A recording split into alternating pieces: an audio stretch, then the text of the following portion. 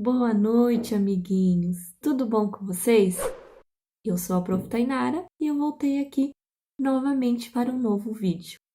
Hoje nós vamos aprender mais sobre Jesus e o título da nossa história é Amigos que Falharam. Bom, hoje nós vamos aprender que apesar de sermos infiéis a Deus, Ele continua sendo fiel e justo para conosco. Também vamos sentir que é se arrepender dos nossos pecados e agir, que é pedir perdão pelos nossos pecados e perdoar quem pecou contra a gente. Bom, às vezes nós temos algumas dificuldades, né? Dificuldades de admitir os nossos erros.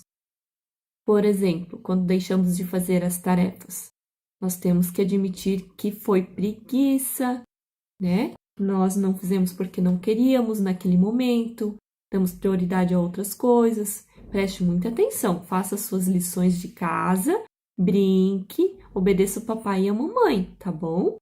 E além de, às vezes, não conseguir admitir os nossos próprios erros para nós mesmos, ou até mesmo para os outros, Deus sabe, Ele sabe de todas as coisas. Mesmo assim, nós deveríamos ter humildade. O que é ter humildade? É reconhecer que nós somos errados, admitir os nossos erros. E para ter humildade também é necessário nós confessarmos os nossos pecados, confessarmos as nossas angústias e também as nossas fraquezas. E isso, amiguinho, você pode fazer lá no seu momento de oração, tá bom? Saiba que Deus nos ama da maneira que nós somos, mas nós precisamos reconhecer de fato que somos pecadores e necessitamos do perdão de Deus. Só assim nós vamos desfrutar da comunhão com o nosso Deus. Leia comigo lá em 1 João, no capítulo 1, versículo 9, que diz assim: Se confessarmos os nossos pecados, Ele é fiel e justo para nos perdoar os pecados. Viu? Deus está pronto para te perdoar. Mas saiba, você precisa admitir os seus erros. Hoje o nosso versículo-chave está lá em Efésios, no capítulo 4, versículo 32, que diz assim: Sejam bons e atenciosos um para com os outros, por meio de Cristo, Deus que perdoou vocês. Então saiba, você deve ser bom e atencioso para as pessoas que estão ao seu redor, assim como Deus foi por meio de Cristo e perdoou vocês. Como eu disse, a nossa história começa com uma parte, e essa parte se chama Plano para Matar Jesus. Sim, Jesus estava sentado à mesa na sua última refeição com os discípulos, e Judas Iscariotes, um dos discípulos, tinha um cargo de confiança. Ele era o tesoureiro daquela equipe. Judas ambicionava dinheiro e posição. Certa vez, Judas foi falar com os sacerdotes e estava combinando para vender Jesus. Sim, quando ouviram o que ele disse, ficaram contentes e eles, os sacerdotes, prometeram lhe dar 30 moedas de prata. Naquele tempo, os escravos eram vendidos por 30 moedas de prata e Judas Iscariotes vendeu Jesus por 30 moedas de prata. Então, Judas saiu dali e voltou para onde Jesus e os seus discípulos estavam, enquanto procurava uma boa oportunidade para entregá-lo. Ah, que triste! Nossa! Judas era amigo de Jesus. Como poderia traí-lo? Jesus conhece todas as coisas. Portanto, ele conhecia o coração de Judas, assim como conhece o nosso também.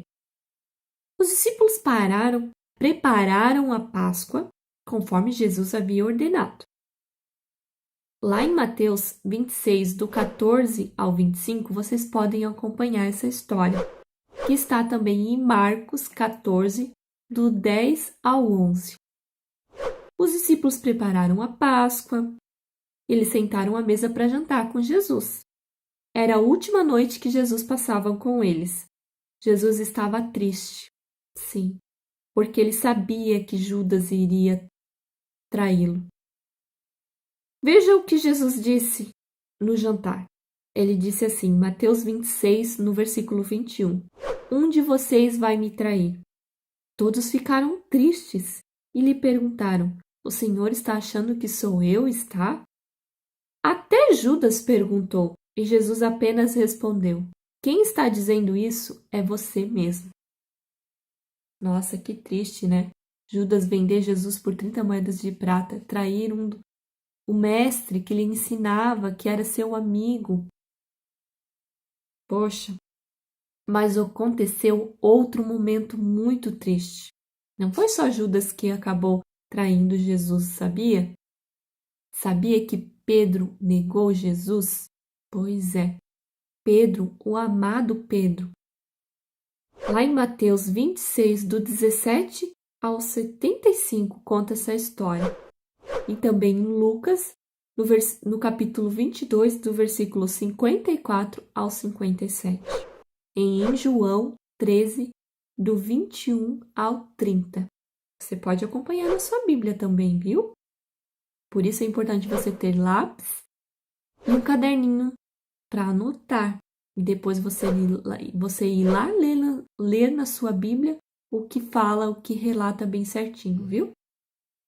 Bom, logo depois do jantar de Páscoa, Jesus foi, como de costume, com seus discípulos para o Monte das Oliveiras. E algo terrível aconteceu. Judas trouxe vários homens armados, com espadas, com paus, com lanças. Sim, e eles queriam prender Jesus. Judas havia combinado com eles assim: prendam o que eu beijar, pois é ele. Judas ia trair Jesus com um beijo. Sim, Jesus foi preso e levado à casa de Caifás, o sumo sacerdote e líder religioso mais importante daquela época. Lá na casa de Caifás, os escribas e os anciões conselheiros já aguardavam a chegada de Jesus. De longe, Pedro acompanhou enquanto eles levavam Jesus e viu quando entraram na casa daquele sumo sacerdote, Caifás, para julgar e condenar Jesus à morte. Então Pedro ficou do lado de fora, ele não entrou naquele lugar. E estando ele lá no lado de fora, no pátio com os empregados, uma das empregadas gritou e disse: esse homem também estava com Jesus. E Pedro respondeu: mulher, eu nem conheço esse homem. Depois outras pessoas também o apontaram, dizendo que ele estava com Jesus de Nazaré. Mas Pedro negou e jurou que não conhecia Jesus. Novamente ele disse que não conhecia Jesus. Na terceira vez que fez isso, o galo cantou. E Pedro lembrou que Jesus havia dito que ele o negaria 3 vezes antes do galo cantar. Pedro saiu dali e chorou muito, assim como diz em Mateus, capítulo 26, versículos 72 ao 75. Pedro havia falhado com seu melhor amigo. Será que nós falhamos também? Às vezes ficamos com vergonha de dizer às pessoas que somos amigos de Deus. Você tem vergonha de dizer que você é amigo de Jesus? Não, né? Pois eu peço a você, não tenha vergonha de Jesus, jamais, tá bom? Pois Jesus é o seu melhor amigo e ele está presente em toda e qualquer circunstância. Tenha fé. Todos nós estamos sujeitos a errar, como aconteceu com Judas e Pedro, os 2 amigos que falharam com Jesus. O que vale, porém, é a nossa atitude perante o nosso pecado.